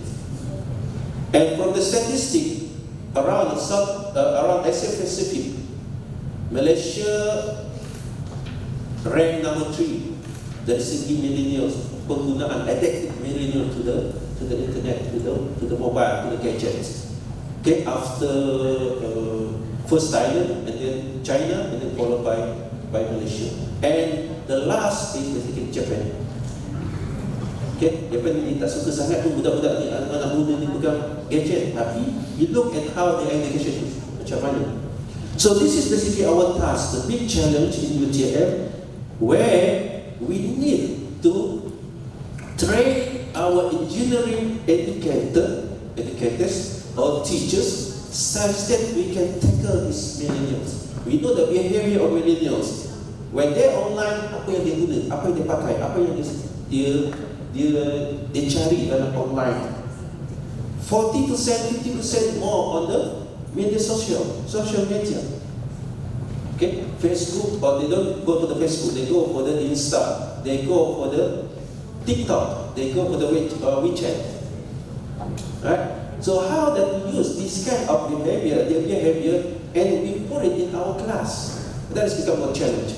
So under UTM Free, which is Future Ready Educators, we basically train our engineering teachers or all the UTM teachers basically to implement the basic, which we call it student-centered learning. Where now we need to implement, that is our target for this year is 75% of lecturer UTM implemented active learning, at least active learning. Okay, so how to implement learning? It's very simple. Ramai antara kita memang suka bagi lecture. Okay, talk sampai tak tengok pun orang belakang. Kadang-kadang kita tulis saja kat papan hitam tu, kat whiteboard, tulis tak tengok pun kat belakang what happened to our student. Sama ada orang anggur dia tidur ke ataupun they pay attention or not. Some, okay, based on our experience, my experience dulu, before this, lecturer always talk to the whiteboard. Agree with me? Always talk to the whiteboard, always talk to the slide, always talk to the PowerPoint. They don't talk to the student. Because they keep lecturing, but they keep lecturing. So activity is very simple. If you don't lecture, yes, you keep lecturing, but please put certain activity in between. Alright, you make the opening, 5 minutes opening, reflect what you have learned yesterday or last week, and then you bagi lecture for 10 minutes, stop, give the activity for 5 minutes, and then continue with the lecture, 10 minutes, go the activity, 5 minutes, and then closing. That is the planning, that is basically the activity which is based on the book and approach. That's the simple, that is basically what UTM want now, especially on the engineering. Okay, jangan kita lecture saja. Okay? Although we are lecturer, but please do the active learning. Okay, that's why I don't like the term lecturer. Okay, it should be educator. Okay, educator, should be educator. Lecturer memang kerja dia membebel je lah. Kita nama lecturer, right? Kita pun semua lecturer, that's what we membebel. So it should, we as an educator, especially educator, please don't practice this lecture anymore. So active learning is just very simple. I do believe that you can also have this kind of training for active learning. Once you have this active learning, then you can upgrade yourself to the cooperative learning, which is more on the team-based learning, where there is a several principle that you need to follow. Otherwise, the cooperative learning or team-based learning will be failed. And once you already have experience teaching in using that cooperative learning, then you may upgrade into problem-based learning. Alright? Where within the other level here. So if you don't practice in active learning, so memang yang lain akan jadi lebih